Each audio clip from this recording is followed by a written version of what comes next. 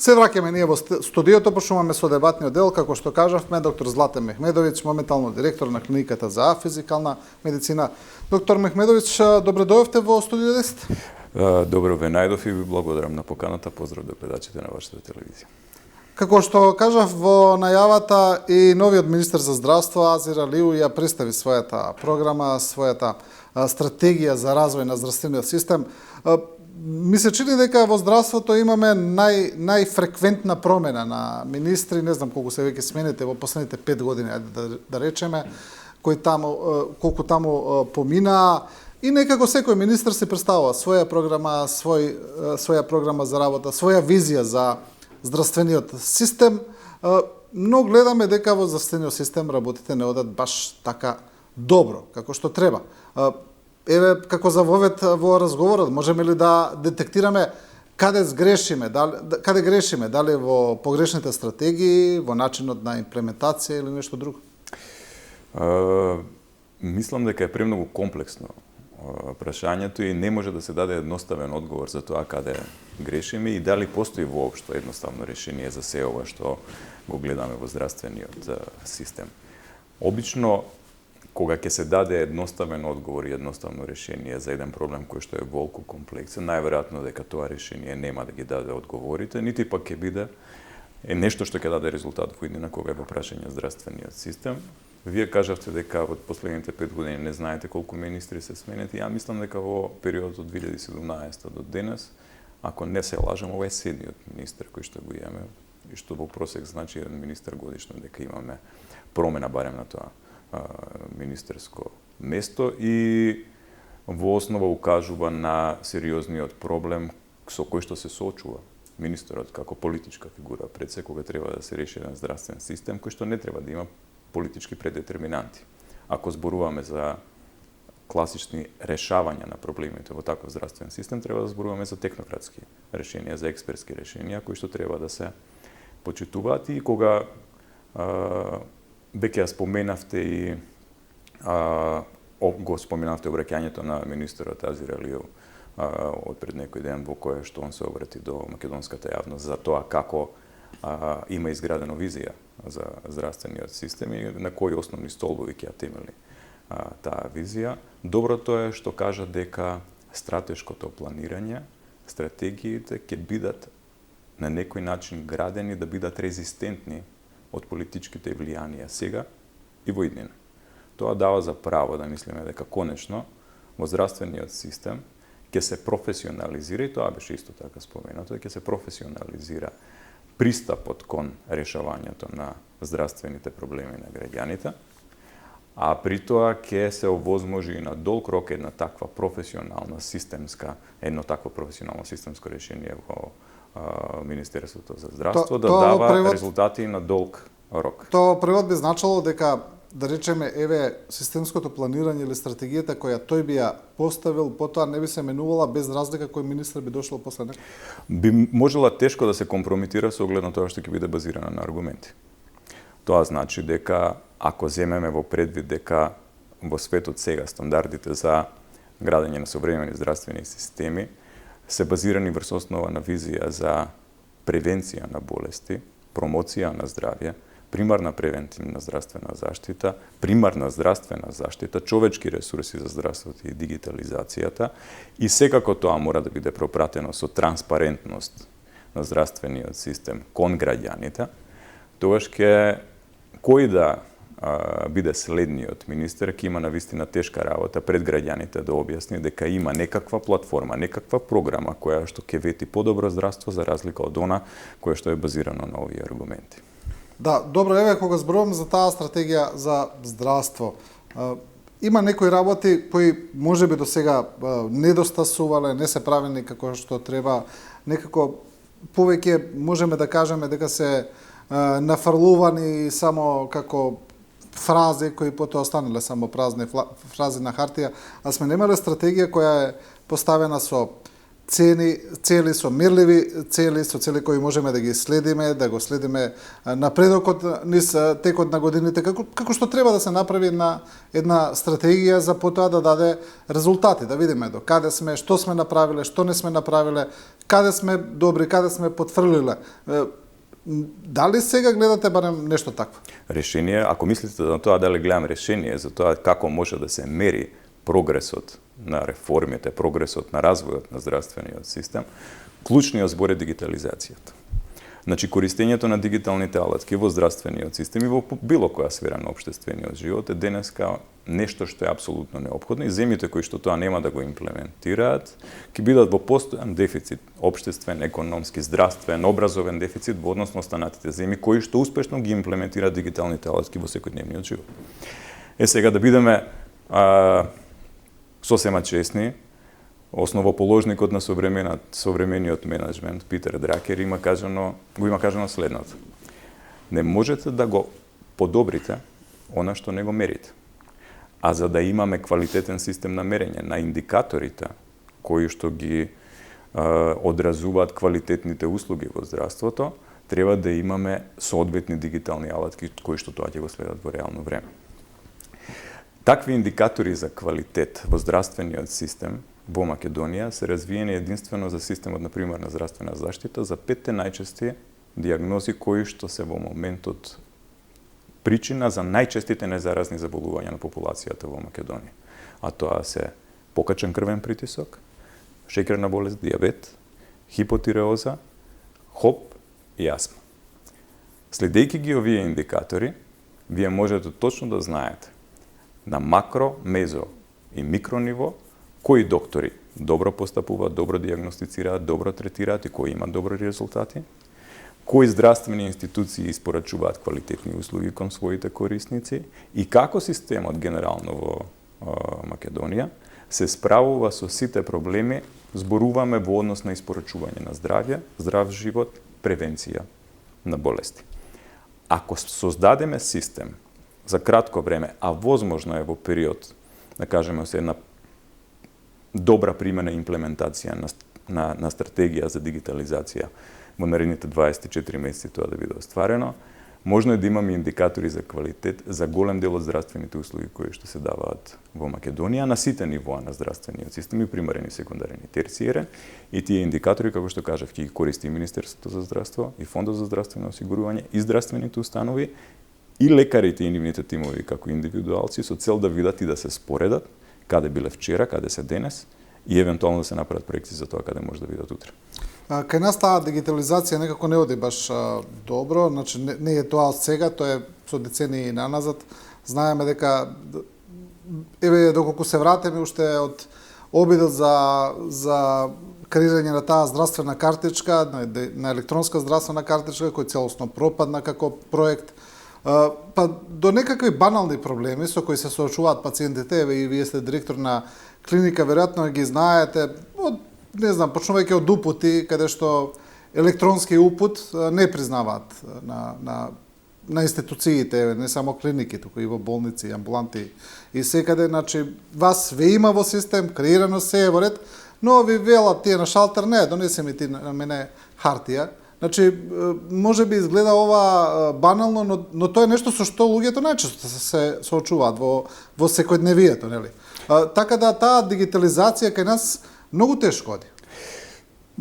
Се согласувам со сето тоа што го кажавте. Сметам дека таа бирократија која што се уште произлега од одредени структури, што се уште тривијално размислуваат за тоа како треба хартиениот систем на евиденција да биде приоритет, а не дигиталниот систем на евиденција, имаат се уште влијание во наметнувањето на своите политики во здравствениот систем. Меѓутоа, од она што ја го имам дискутирано во делот на експертските кругови во здравствениот систем, очигледно е дека постои сериозна тенденција и расположение да се премине кон еден таков дигитален пристап, целопатен дигитален пристап, во кој што практично хартијата ќе биде целосно искоренета од употребата во здравствениот систем.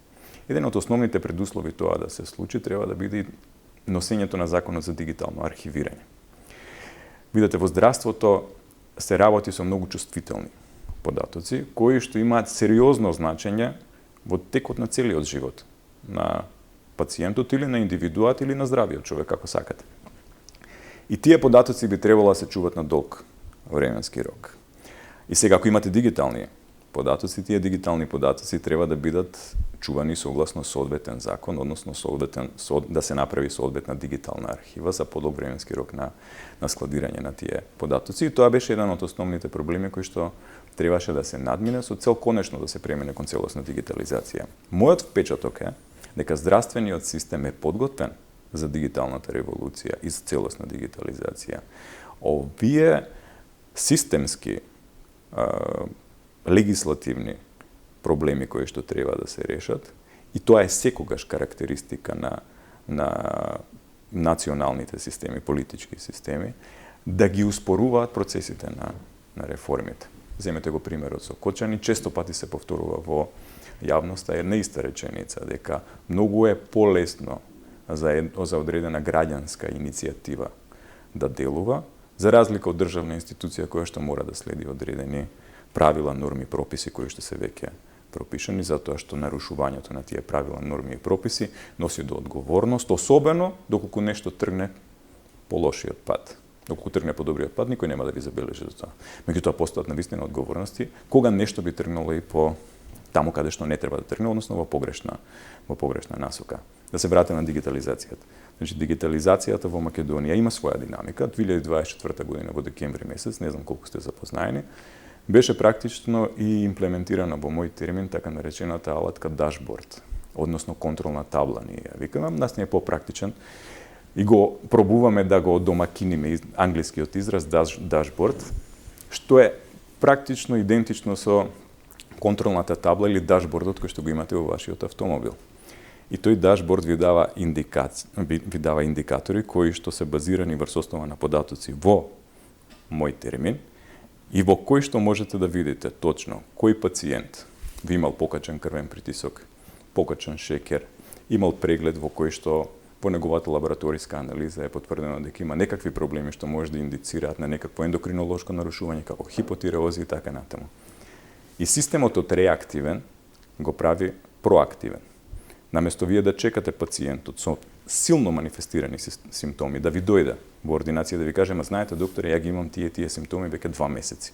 Вие гледате дека одредена индикација постои во неговите резултати кои што ги направил некаде надвор од системот кој што вие го гледате и ви свети едно црвено светло и ви вели, знаете што, повикајте го сеат, затоа што гледам дека во неговите анализи што ги направил пред 2 дена има индикација дека може да има намален тироксин во крвта и да има основа за некое заболување кое што е автоимуно, например Хашимото, и дека може да има хипотиреоза.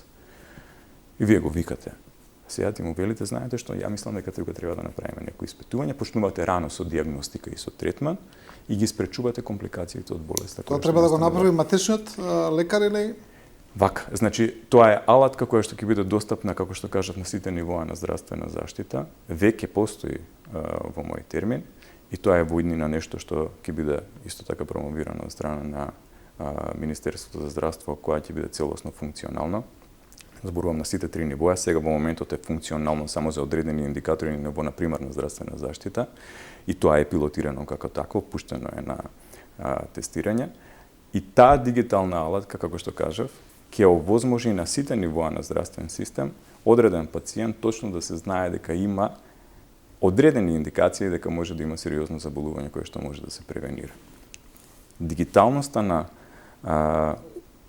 здравствениот систем како алатка нуди неограничени можности во делот на административна организација на податоците кои што ги добивате вие како стручњак, кој што не сте информатичар, не сте експерт по податоци, туку напротив имате алатка во форма на таа контролна табла која што ги обработува за вас и ви ги филтрира потенцијалните кандидати за било каква интервенција без тоа да го пребарувате вие ни системот. Па на крајот на краиштата таа дигитализација би требало да го растовара и здравствениот систем, нели? Значи ќе имаме помала фреквенција на пациенти, навамо натаму, помалце административни работи, помалце да речеме паметни упатувања на пример. давање извештај, дојде да земеш извештај, дојде да земеш ова, дојде она. Помалце турканици, помалце глуши. Ево доколку носите паметен часовник и тој ви измери дека имате на пример фреквенција 150 и при тоа имате некаква нерегуларност во ритмот.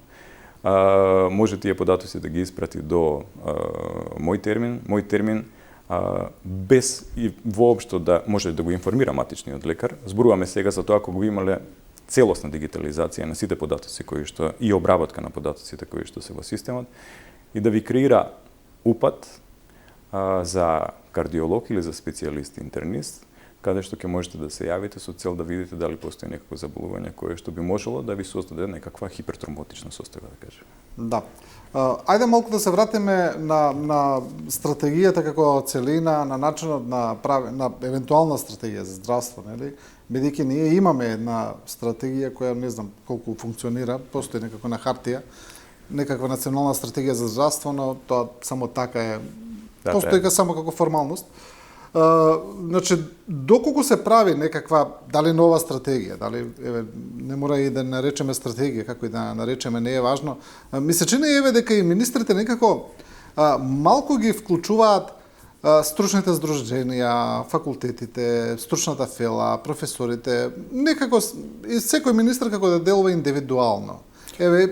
Со сета почет кон министерот Алиу, не знаеме кој е неговиот тим, ја барем не знам, можеби вие знаете, но не видов некаква широка дебата, некакви пошироки консултации.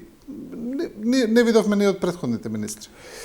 Во однос на претходните министри, дозволете ми од искуство да кажам дека имаше одредени сериозни тенденции од одредени министри да има создавање на така наречен широк форум или вклучување на сите стейкхолдери кои што се битни кога се решава или кога се прави реформа во здравствениот систем и на тој начин се решава на кој начин ќе се одвива и ќе се развива здравствениот систем во тој сегмент. Конкретно за примарната здравствена заштита беше формиран така наречен надзорен одбор во кој што беа поканети сите стейкхолдери. Таму имаше и представници од Сдруженијата на матичните лекари, представници од Сдруженијата на специјалисти на матичните лекари, представници од Лекарската комора, представници од Фондот за здравствено осигурување, представници од Сдруженијата на болни кои што се опфатени со дијагнозите кои што беа обработувани, како на пример Сдруженијето на дијабетичари.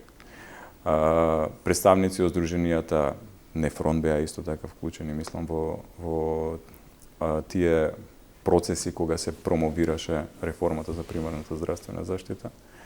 Така да вклучувањето на стейкхолдерите, како што и вие напоменавте, е исклучително важно во процесот на носење вистински политики, затоа што мора да се слушне секое мислење.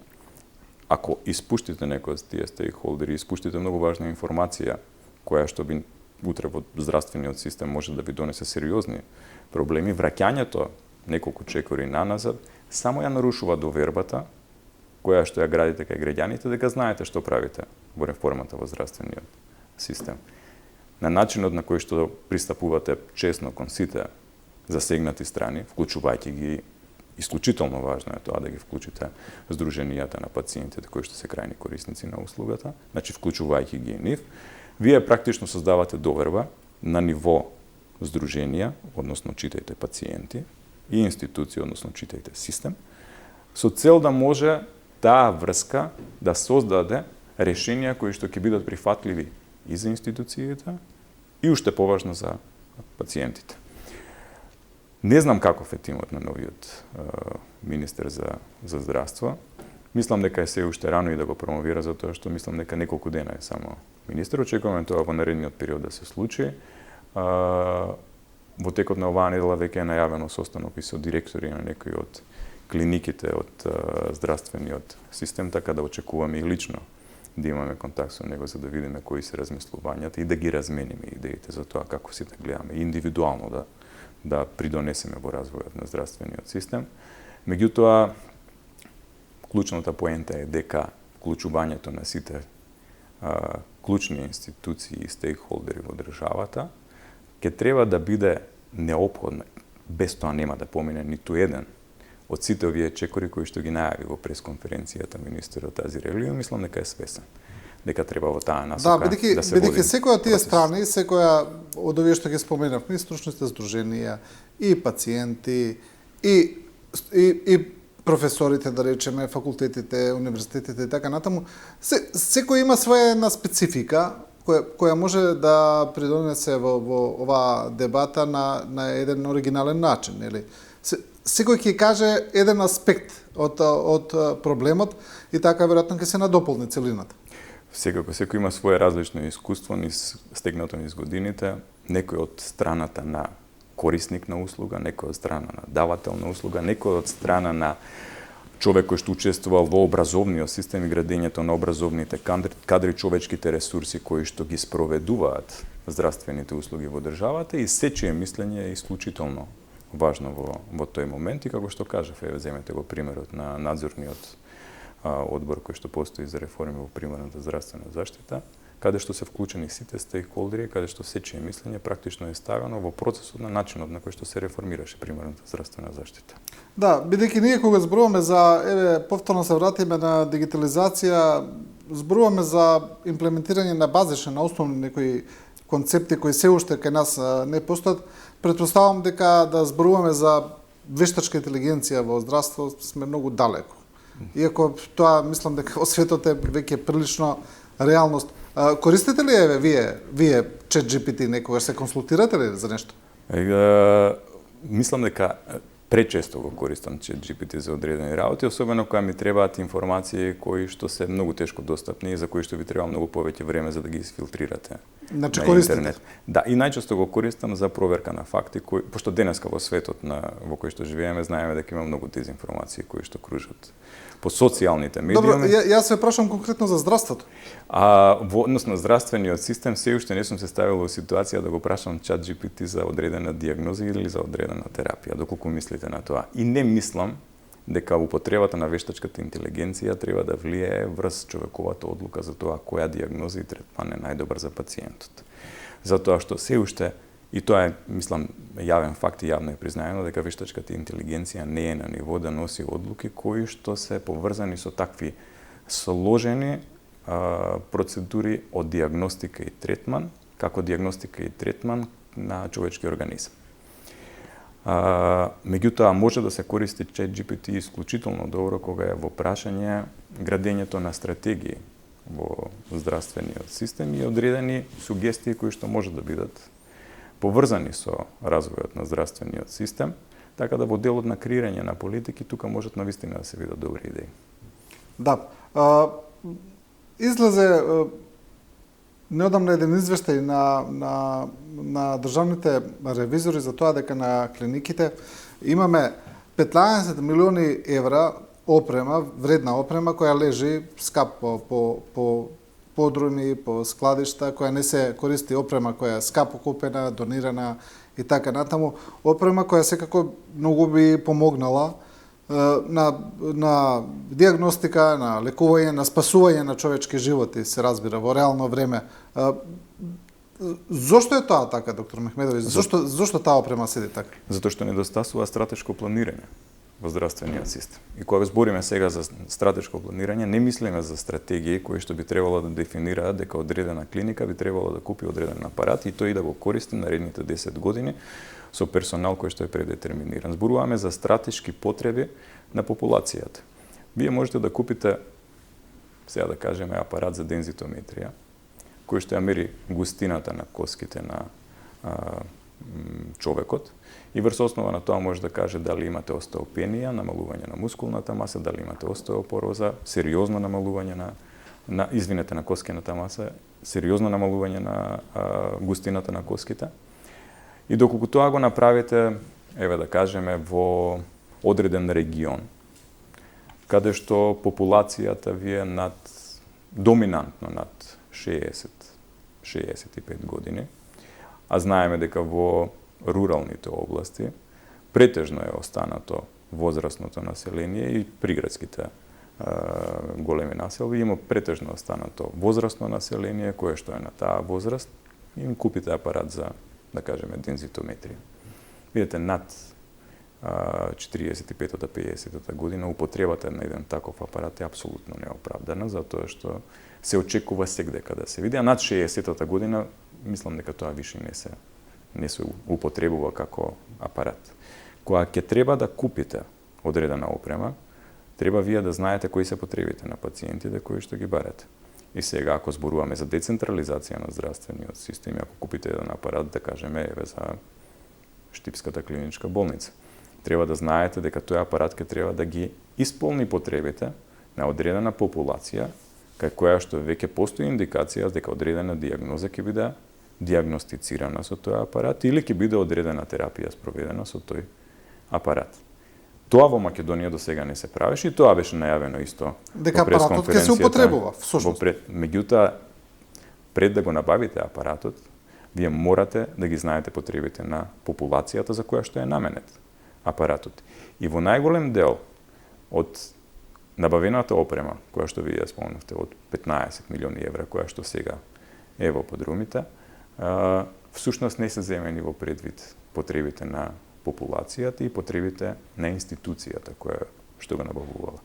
Таквото сега стратешко планирање на набавка на опрема, на реконструкција на болници, на инвестирање во човечките ресурси во здравството, и тука мислам пред се на човечкиот потенцијал, ќе биде еден од клучните столбови кои што беше најавуван, и тоа е во владината програма 2024-2028 година, оно на што се има сложено сега сите оние партиципиенти во власта, вклучувајќи и партијата, знам од која што доаѓам ја.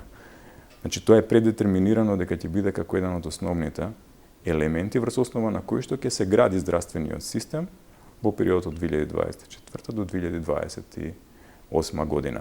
Нема повеќе трошење, неразумно трошење на материјални средства, на пари од джебот на граѓаните, за работи кои што, односно, извинете, за апаратура, која што нема да биде диагностички ефикасно исплатлива или терапевски ефикасно исплатлива. Ова што било потрошено е потрошено баш поради тоа што не било, народно кажано, домакински работено во делот на изминатите години. Па да, тука сме од прилика на иста почва и со новиот клинички центар. Дали ќе се гради, дали нема да се гради, каде ќе се гради. Еве сега повторно слушнавме дека ќе се гради нов клинички центар. Некако и тука како да немаме јасна визија што сакаме всушност. Дали сакаме да го задржиме постојниот, дали сакаме тука да биде, дали сакаме постојните клиники да ги реновираме, дали сакаме да ги споиме во една нова зграда, дали сакаме на друга локација. И мислам дека се уште е нејасно. Мислам дека овие 5 стратешки столба кои што се објасните на пресконференцијата дават одговор дури и на тоа прашање, макар бил тоа индиректен одговор на прашањето. Ако вие се фокусирате на превентивниот здравствен систем, каде што ќе превенирате болести, ако основата на услугите е во примарната здравствена извинете. Значи, ако основните услуги ви се во примарната здравствена заштита, ако дигитализацијата искористите како алатка и овозможите услугите да ги добиваат и без да имаат интервенција, да кажеме, од здравствен работник, може да добијате, како што кажавме, автоматски генериран упат до специјалист. Се поставува прашањето на потребата од нов клинички центар и колку навистина инвестицијата во еден таков клинички центар ќе биде неопходна. Видете во програмата за влада 2024-2028 година, пред да се пристапи кон изградба на новиот клинички центар, стои дека ќе се направи сеопфатна анализа на сите размислувања, на сите проекти, на сите концепти кои што се поврзани со изградбата на нов клинички центар, пред да се пристапи кон градење на истиот.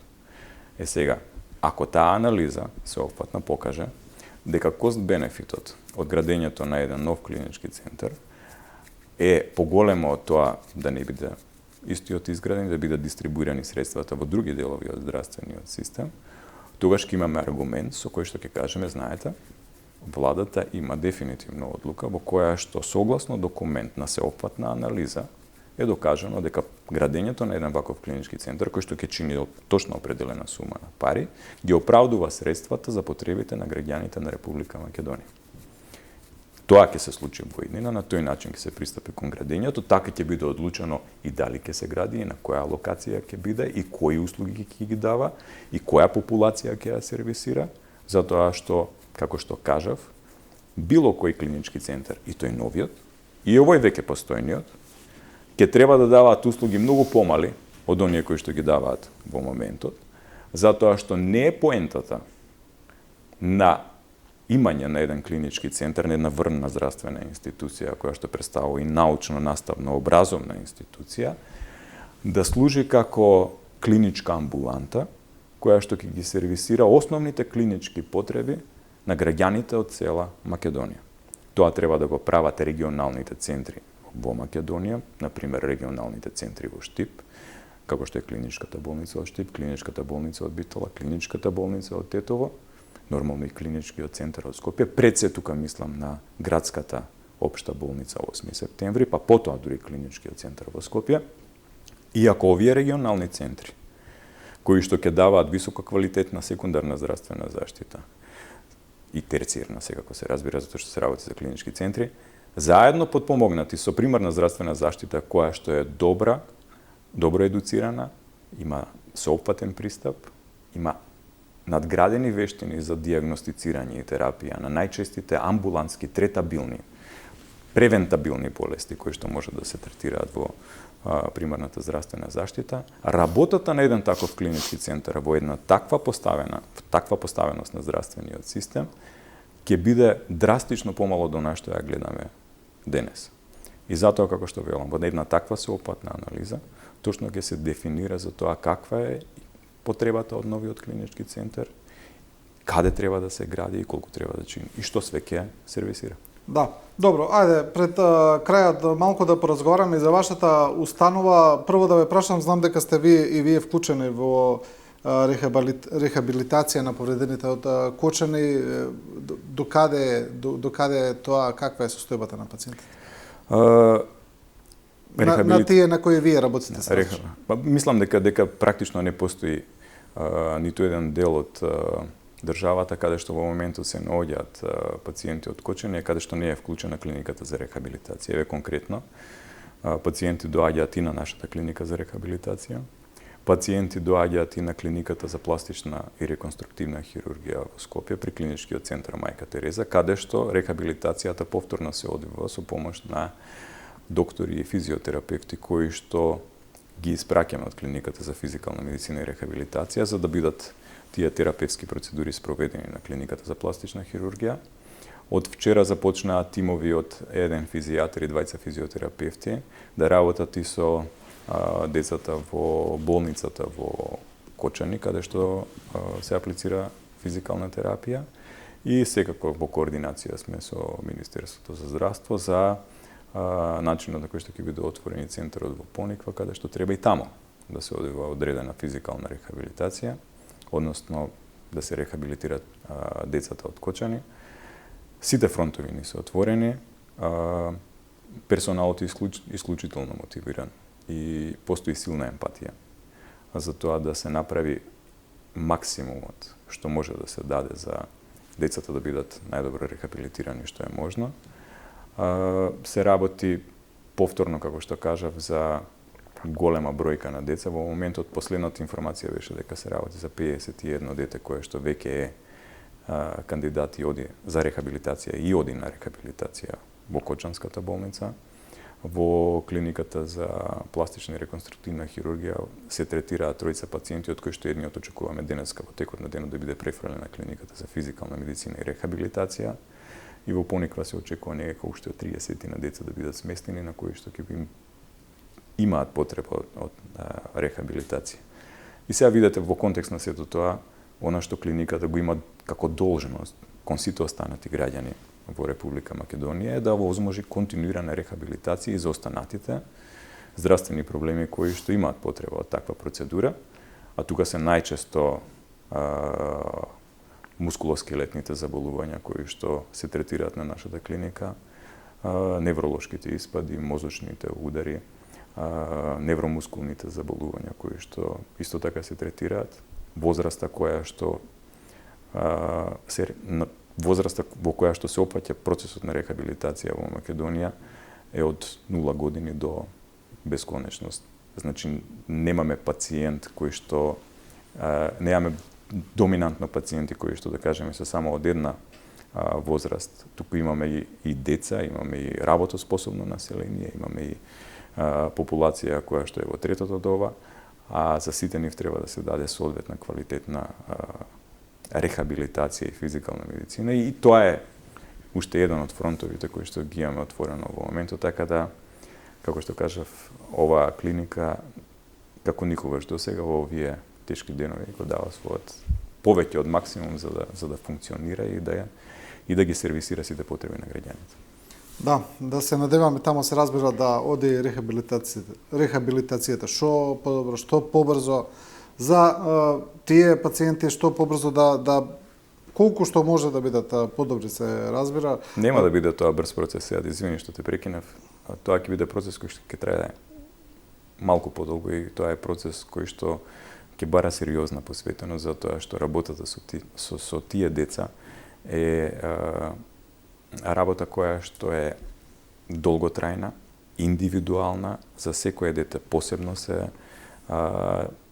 пристапува кога е во прашање одредена процедура која што треба да се аплицира, и едно од најголемите одговорности пред нас како здравствени институции е тоа што се работи за млади деца пред кои што престои животот, и они се иднината на државата, и ние сме должни. Колку и долго да трае тој процес, колку и мако трпно да биде за било која институција да го спроведува, ние сме должни, одговорни, и ќе стоиме на таа одговорност да го спроведеме максимално квалитетно и да го извлечеме максимумот од рехабилитација на секое дете, посебно кое што беше повредено во трагедијата во Кочани. Да, инаку за рехабилитацијата генерално колку се посветува кај нас внимание на неа од страна на здравствениот систем пред себе, бидејќи знаеме дека особено кај работоспособната популација тоа е многу важно, бидејќи луѓето побрзо ќе оздрават, побрзо ќе се вратат на работа, тоа е поврзано и со економските и социјалните параметри. Колку се става кај нас акцент на тоа, или клиниката е малку оставена на маргините? Клиниката за физикална медицина и рехабилитација е изградена пред точно 69 години. И тогаш мислам дека едно од првите такви центри изградена како завод за физикална медицина и рехабилитација во бивша Титова Југославија, кој што бил завод пример за тоа како треба да изгледа еден центар за рехабилитација. И тие стандарди кои што биле поставени тогаш пред 69 години, до ден денеска се применили во процесот на рехабилитација. Не знам дали сте биле во нашата институција, меѓутоа имате едни долги, широки ходници, во кои што пациентите, за да стигнат од стационарот, од болнички оддел, каде што се хоспитализирани, до делот кој што е терапевски, треба да поминат најмалку 200-250 метри, за да можат да стигнат до терапијата што треба да ја примат, што представува само дел од физикалното рехабилитирање или физикалниот ангажман на пациентот. И на тој начин концептот кој што е направен во делот на градењето на клиниката допринесува за тоа да имате физикална рехабилитација во секој сегмент од престојот на една таква институција.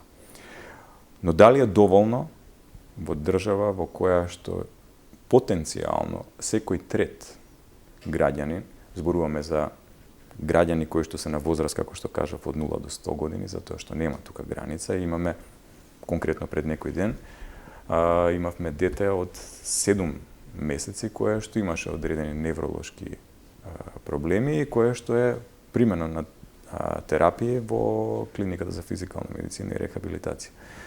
И сега, кога имате толку широка популација од, да кажем, 1,8 милиона вкупна популација, вкупно население во Македонија, ако секој трети има потреба од физикална медицина и рехабилитација, која што може да ја подобри функционалноста на организмот кај него, тоа значи дека 600.000 луѓе би требало да бидат третирани на годишно ниво. И не треба тој товар да падне целосно, да се разбереме на оваа клиника. Има и други институции, има Градската општа болница 8 септември, има своја физикална медицина и рехабилитација во многу помал обем од она што е нашата.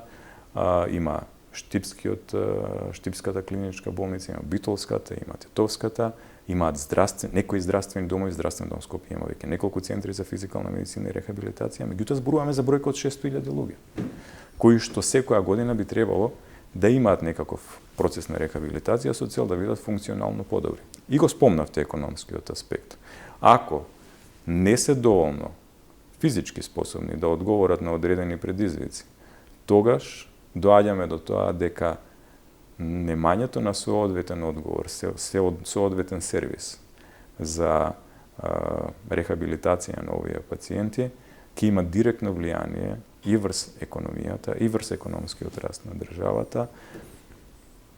Реално кажано, ниту една земја не станала здрава, откако станала богата, обратен е процесот. Секоја земја која што станала богата, претходно била здрава, имала здрав човечки капитал кој што може да придонесува во развојот на економијата, и тоа е правило кое што не може, без кое што ниту една држава не може да докаже дека поинаку се станува економска сила ако немате здрав човечки капитал.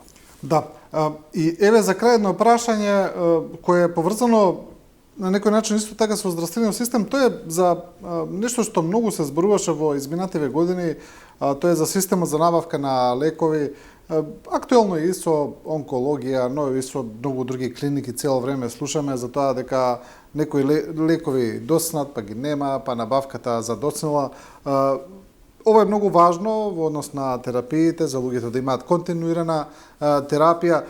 Што треба да се направи да се смени тој систем за набавка за лекови за да се избегнат овие пропусти? Да се промени менеджментот и да се промени пристапот на тоа како се размислува кога треба одредена набавка, особено набавката на лекови кои што се за вакви сензитивни диагнози, како што се, например, кај болните од карциноми или кај болните од диабет, каде што имаме сериозни набавки, например, на инсулини, да се спроведуваат па и до 6 месеци порано од она што вообичаено би требало да се спроведуваат. Значи, ако знаеме дека бирократските проблеми или легислативните проблеми може да направат одреден застој или одлагање на јавната набавка, тогаш треба да се менаџираат и да се размислуваат тие процеси многу порано. Често пати сме го сугерирале тоа како експерти, дека треба да има сериозен одговорен менеджмент во здравствените институции и дека не треба да биде евалуиран само здравствениот систем, туку и начинот на кој што се одвива менеджментот во одредени здравствени установи. Има разлика и вие можете да видите разликата од институција до институција и во одредени институции ќе видите дека такви проблеми немате.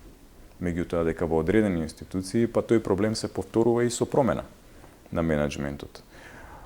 Решението е да се направи една стандардна оперативна процедура, согласно која точно ќе се знае кој да биде менеджер, која и да биде политичка власт, на кој начин треба да се постапува со цел да не се доведе институцијата, да не се доведе пациентот во ситуација да нешто што е толку важно за одредена диагноза или за животот на пациентот недостасува во било кој момент.